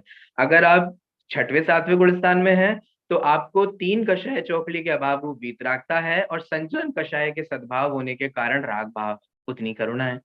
अगर आप चौथे गुणस्थान में हैं तो अनंतानुबंधी कषाय के अभाव रूप वीतरागता है, निष्कषायपना है, और शेष कषायों के सद्भाव होने के कारण और तीव्र और मंद उदय होने के कारण विभिन्न विभिन्न प्रकार की करुणा है। एक बात हमें ये भी ध्यान देना चाहिए कि सबकी करुणाएं अलग प्रकार की होती हैं, सबकी संवेदनाएं अलग प्रकार की होती हैं। कारण, क्योंकि सबका उदय अलग प्रकार का होता है। तो इसीलिए सभी जीवों में ये जो बैलेंस है वो करना नहीं पड़ता है। जो जीव जिस गुणस्थान में होता है उस गुणस्थान के अनुसार उसको सहज ही बैलेंस होता है। इतना सा बात है। जी, thank you sir. Sir, next question के लिए Chitra ji, over to you. जी सर, जय जिनेन्द्र सर। तो जय जिनेन्द्र। आजकल जैसा कि सोसाइटी में बहुत ही डिप्रेशन और स्ट्रेस का प्रभाव है यंगस्टर्स में स्पेशली, और बड़े लोगों को भी हो जाता है। तो हम लोग सब ध्यान लगाने के दिशा में जाते हैं, but there are many confusions regarding this. There are three terms that we have decided to ask you about: ध्यान, जप और चिंतन। राइट तनु जी? या सो ध्यान, जप और चिंतन में क्या डिफरेंस है sir? We would like to know from you. ध्यान की अगर हम बात करें, आप सब सिर्फ इशारा करता हूं, आप सब जानते होंगे कि ध्यान बुरा भी होता है और अच्छा भी होता है। दो बुरे जो आर्त रौद्र हैं वो हमें नहीं करने हैं, और या करने की भाषा में कहें तो कर ही रहे हैं अनादिकाल से, तो उससे तो कुछ होने वाला है नहीं। अब बचा धर्म ध्यान और शुक्ल ध्यान। शुक्ल ध्यान पंचम काल में अभी होता नहीं है। अब हमारे पास सिर्फ एक ही ध्यान बचा, वो है धर्म ध्यान। धर्म ध्यान के जो चार भेद हैं, वो चारों ही भेद आप आज्ञा विचय, अपाय विचय, विपाक विचय आदि जो भेद हैं, उनको आप गहराई से देखेंगे तो आदरणीय दादा भी, डॉक्टर हुकुमचंद जी भारेल जी भी ये कहते हैं कि अक्सर ये जो चार ध्यान हैं, धर्म ध्यान के जो भेद हैं, ये मुख्यतः स्वाध्याय को लिए हुए हैं। ठीक है। विपाक विचय, कर्म के उदय का विचार करना, तो कर्णानि उगादि के शास्त्रों का, कौमटसार आदि ग्रंथों का अभ्यास करना, वो धर्म ध्यान, आज्ञा विचय, जैसे जिनेंद्र भगवान की आज्ञा है उसका बारंबार विचार करना। अब अभी परीक्षा प्रधानी और आज्ञा प्रधानी वाला विषय चल रहा था, ये आज्ञा विचय धर्म ध्यान का भेद है। अब ये तो हुआ उन ध्यान की कैटेगरी के हिसाब से। एक जो अन्य ध्यान है जो इसी में ही शामिल हो जाता है, जिसका कनेक्शन हम आत्मानुभूति से ले सकते हैं, जिसका कनेक्शन हम सामायिक की अवस्था से ले सकते हैं। वो जो अवस्था होती है सामायिक की अवस्था, उसको हम ऐसा समझ सकते हैं कि ध्यान जो उस रूप है वो निर्विकल्पात्मक है। परंतु आप लोगों को मैं इशारा ही करूंगा, सब चीजें अभी नहीं बता सकता, लेकिन आप लोग देखना, रहस्यपूर्ण चिट्ठी में टोडरमल जी ने बहुत सुंदर विवेचन किया है कि कैसे कोई जीव विकल्प से निर्विकल्प होता है। तो चिंतन जो है वो विकल्पात्मक है, ठीक है। ध्यान जो है, जो हम अभी मेडिटेशन वाला, आत्म ध्यान वाला ध्यान ले रहे हैं, वो निर्विकल्पात्मक है। टोडरमल जी रहस्यपूर्ण चिट्ठी में कहते हैं कि आत्मा का ध्यान होने से पहले आत्मा का चिंतन चलता है। आगम से, युक्ति से, जो हमने आत्मा का स्वरूप समझा है, उस स्वरूप का बुद्धि पूर्वक चिंतन चलता है। कब? जब आत्मा का निर्विकल्प ध्यान होगा, उससे पहले। तो ये निर्विकल्प ध्यान से पूर्व विकल्प होते हैं। But point to be noted, निर्विकल्प आत्मा के ध्यान से पहले भी किसका विचार होगा? आत्मा का होगा। इसका मतलब अन्य विकल्प नहीं, घर के नहीं, गृहस्थी के नहीं। अब होता क्या है कि जब हम ध्यान के लिए बैठते हैं, बहुत ही प्रैक्टिकल रूप से बोलूं तो हमें आत्मा को छोड़ करके सारे काम याद आ जाते हैं। हमारे घर में जो कुछ भी हो रहा होता है, मंदिर में जो हो रहा होता है, व्यापार में जो हो रहा होता है, वो सब आ जाते हैं। अब उसकी ये बहुत प्रारंभ की अवस्था है। प्रारंभ की जो अवस्था है, इसके लिए हमें क्या करना पड़ेगा? हमें बुद्धि पूर्वक अशुभ विचारों को छोड़ करके शुभ विचार करने होंगे। आपको मैं इशारा देना चाहूंगा, टोडरमल जी ने ये जो इशारा दिया है वो सम्यक ज्ञान चंद्रिका की पीठिका में भी दिया है, जो गुणस्थान विवेचन के प्रारंभ में है। आपने बुद्धि पूर्वक और अबुद्धि पूर्वक जब वो समझाते हैं, आप लोग, मैं सिर्फ रेफरेंस दे रहा हूँ क्योंकि वो अपने आप में बहुत बड़े बड़े टॉपिक हैं। आप उसमें देखना, जब वो बुद्धि पूर्वक और अबुद्धि पूर्वक समझाते हैं द्रव्यानियों के पक्षपाती के स्वरूप में, तब वे बताते हैं कि जो सामायिक में स्थित जीव है वो बुद्धि पूर्वक तो यही विचार करता है, यही विकल्प करता है कि मैं अशुभ का चिंतन ना करूं और शुभ चिंतन करूं। तो पहले सामायिक में या ध्यान में बैठने के लिए हमारा प्रथम कर्तव्य है कि हम अशुभ का त्याग करके शुभ रूप आए।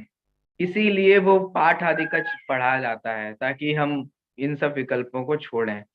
फिर जब धीरे धीरे अशुभ का त्याग करके शुभ रूप आते हैं, फिर उस शुभ से भी जब हम आत्मा का विचार, चिंतन, मैं ऐसा हूँ, मेरा ऐसा स्वभाव है, मैं इससे भिन्न हूँ, अरे मैं अपने आप को इस रूप से मानता हूँ इसलिए दुखी हो रहा हूँ, इत्यादि विचार करते करते करते करते हम चलते हैं, तब कभी और कदाचित उस विचार की अवस्था में ही ये जीव निर्विचार हो जाता है। निर्विचार तो मैं नहीं कहूंगा, निर्विकल्प हो जाता है, विकल्प से निर्विकल्प हो जाता है, ठीक है। और वो ध्यान की अवस्था में पहुंच जाता है, जिसे हम आत्मानुभूति कहते हैं।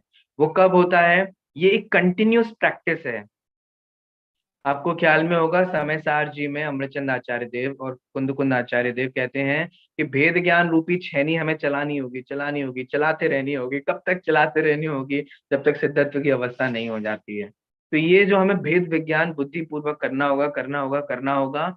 और ऐसे ही करते करते कभी, आप ध्यान से सुनना मैं किन शब्द, कभी कभी कदाचित आप उस विकल्प से निर्विकल्प हो जाएंगे, और वही ध्यान की अवस्था है। बाकी जो अन्य स्वाध्याय रूप ध्यान है वो अलग है।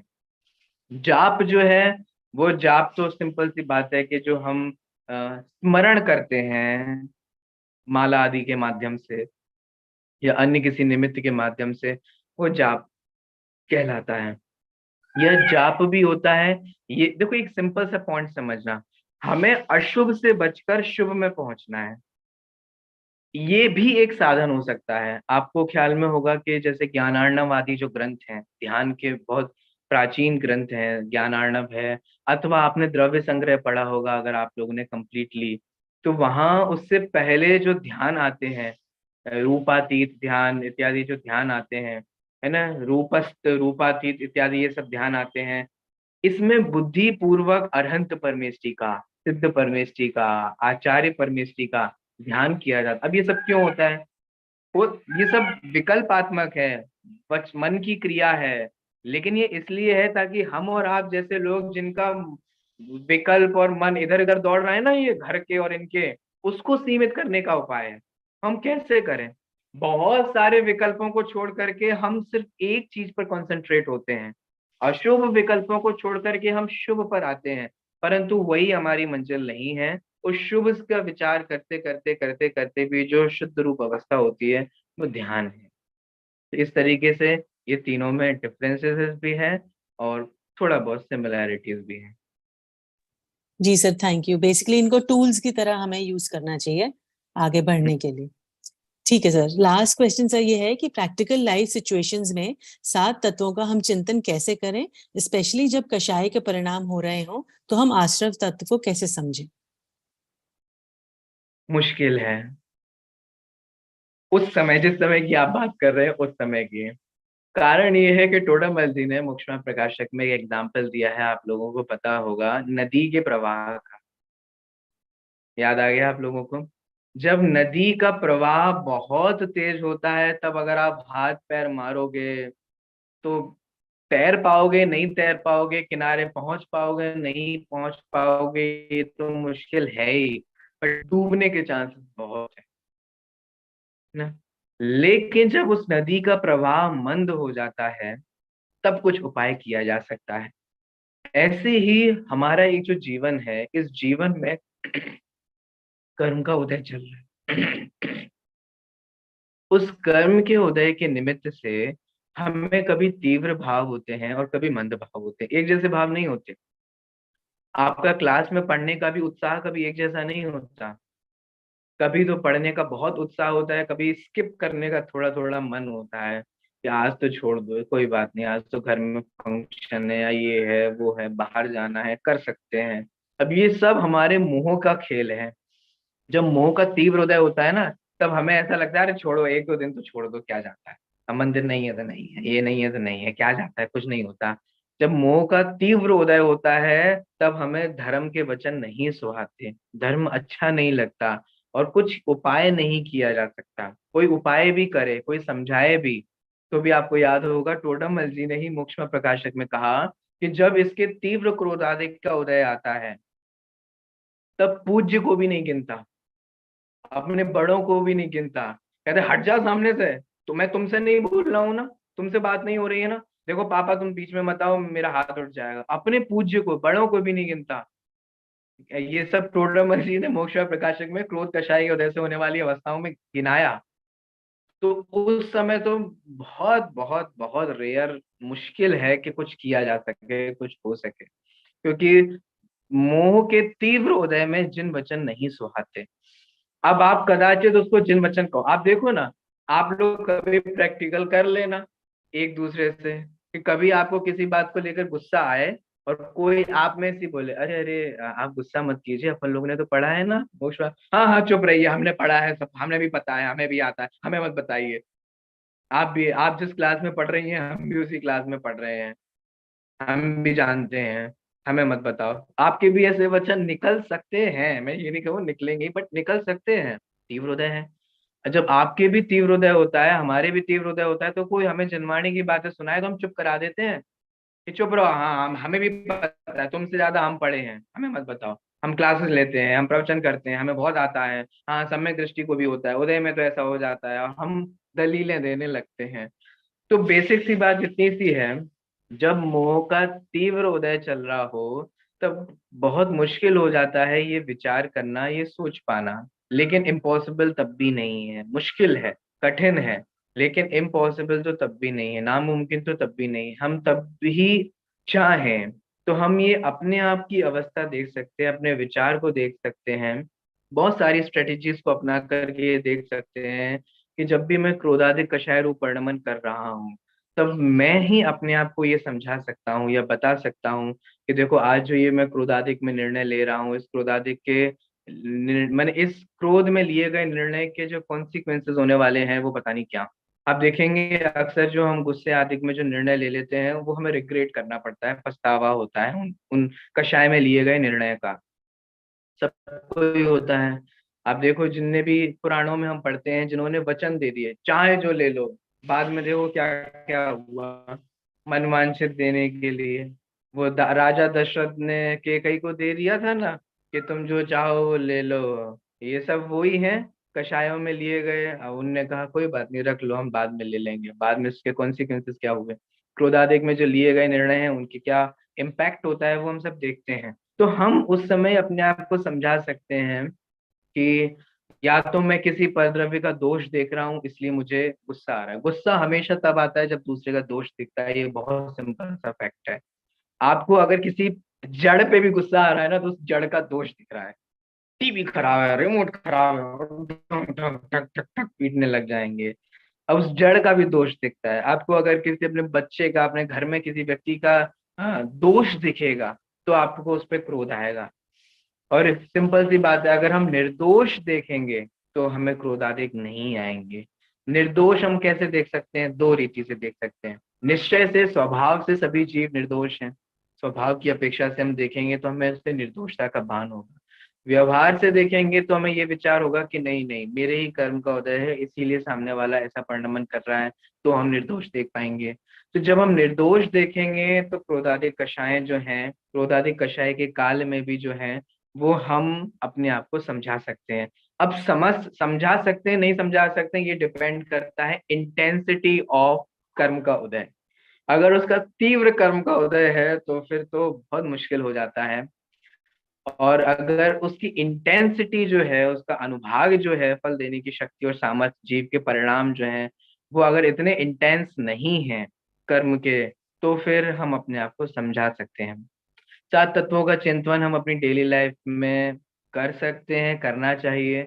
जो भूलें हमें बताई गई हैं, जब हम उस तरीके की भूलों को करते हैं, जैसे हम व्रत, तप, उपवास, क्रियाएं आदि को करते वक्त क्लास पढ़ा रहे हैं, पढ़ रहे हैं, सुन रहे हैं, एग्जाम दे रहे हैं, ये सब हमें समझ में आना चाहिए ना। ये सब है पुद्गल की क्रिया, ये सब है पुद्गल का खेल, इनमें ना ही हमारो मेल।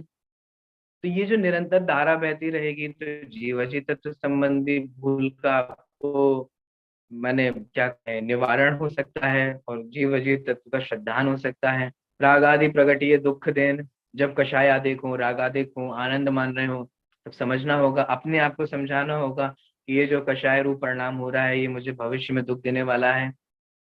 तो इस प्रकार से हम आश्रम बंध का चिंतन कर सकते हैं।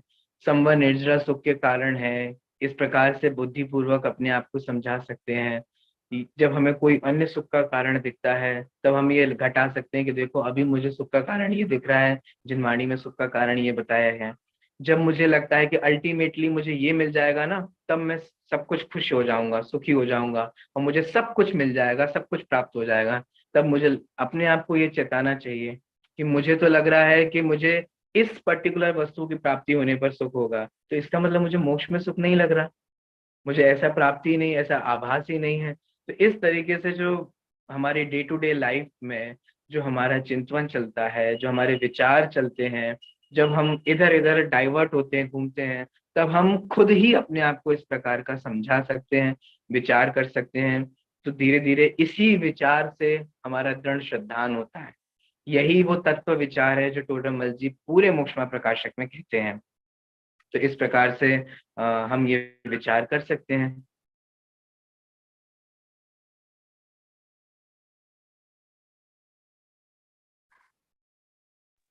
जी sir, thank you sir so much. और आपने बहुत अच्छी तरह से हमें सारा बताया और हमें बहुत हमारा ज्ञान का वर्धन किया। और आप आगे भी हमें जब भी जरूरत होगी तो I am sure, I hope आप आएंगे जरूर हमारे पास। Thank you so much sir again, once again. और मैं जी, और मैं डॉक्टर प्रियदर्शना जैन को भी वेलकम करना चाहूंगी। थैंक यू मैम, ये आपने अभी सेशन ज्वाइन किया है एंड आप हमारा ऐसे ही कॉन्स्टेंटली एनकरेज करती हैं हमें, तो thank you once again ma'am. If you would like to say something, I have made you the co-host. Great program. It was nice listening to Achyut Kant Shastri ji and Nidhi ji. You people are doing a good job. Keep flying, keep rocking. Expect you, more ma'am. from you. Expect more from you. जी, Thank thank you. You ma'am. And जी, और ma'am I hope we'll have you back again soon with us. आपके questions हमारे पास sure. Ready हो गए हैं बहुत सारे। Really, it's a nice way to connect with all the Gyanis on the earth, on the planet. I think this is one platform that everybody should log in and get connected and refresh their knowledge. Even we know we should hear them again and again and again. Yes. जी, You people जी are ma'am, doing great job. जी I'm ma'am, going to promote your discussion group in all जी, my Parmagam classes and everywhere. जी ma'am, thank you so much. और ma'am हम actually हमारा ही फायदा बहुत हो रहा है, और हम अपने फायदे के लिए, हमने सेल्फिश मोटिव के लिए ये सब कर रहे हैं, पूरी टीम हमारी जो लगी होती है। तो Yeah, thank you yeah. Once again ma'am, and thank you once We again sir. Yeah, we जी, should learn to be truly selfish, spiritually selfish, materially selfless. I told the other day. Yes Good, ma'am, good. Bye bye. ये line हमने बहुत अपने imbibe भी करी है कि materially we should be selfless and spiritually we should be selfish. Thank you ma'am Yes. Once again. अब अगले सेगमेंट के लिए मैं सोनल जी को बुलाना चाहूंगी कि वो आकर हमें थॉट ऑफ द वीक बताएं। Sonal ji, over to you. Thank you Tanu ji. आज का थॉट ऑफ द वीक है पापोदय से होने वाली दरिद्रता, मलिनता या हीनता को देखकर किसी जीव को तिरस्कार करना अभिमान का ही लक्षण है। I'll repeat, पापोदय से होने वाली दरिद्रता, मलिनता या हीनता को देखकर किसी जीव को तिरस्कार करना अभिमान का ही लक्षण है। Thank you. Thank you Sonal ji. अब लास्ट स्तुति सेगमेंट के लिए चित्रा जी को बुलाना चाहूंगी। Chitra ji, over to you. Thank you Tanu ji. तो आज हम एक भजन के रूप में आध्यात्मिक भजन आई वुड से ले रहे हैं। तो देखते हैं इसका भाव। नर्तन चोला मिला है तुमको, बार बार नहीं पाना रे, जीवन का नहीं पल भी भरोसा, नाम अमर कर जाना है। नर्तन चोला मिला है तुमको, बार बार नहीं पाना है, जीवन का नहीं पल भी भरोसा, नाम अमर कर जाना है।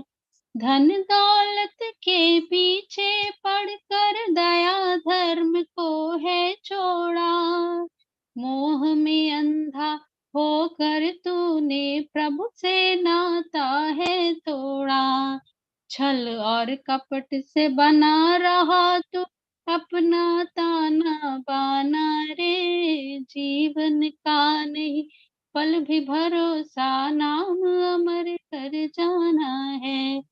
क्या लेकर आया तू जग में, क्या लेकर तू जाएगा, धन दौलत से भरा खजाना वही पड़ा रह जाएगा, सत्य नाम से धोखा रे करे बंदे, दिल में उन्हें बसाना है, जीवन का नहीं पल भी भरोसा, नाम अमर कर जाना है।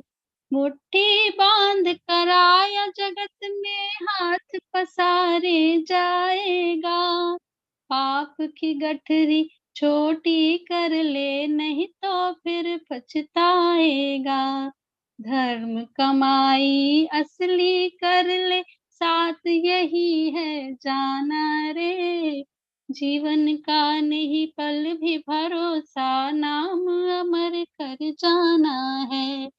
क्यों करता है तेरा मेरा जग स्वार्थ का मेला रे, स्वार्थ के चक्कर में पड़कर प्रभु नाम करे, तू क्यों है भूला रे, कर ली ऐसी करनी ऐसी कर ले प्यारे, गुरु सिखाए नाना रे, जीवन का नहीं पल भी भरोसा, नाम अमर कर जाना रे, नाम अमर कर जाना रे। अब हम जिनवानी स्तुति लेते हैं। निज निधि निज में बसाई, यह अनंत उपकार है। जिसके लिए जिनवानी माँ को वंदना सत बार है। जिसके लिए जिनवानी माँ को वंदना सत बार है। नौ बार नमोकार मंत्र।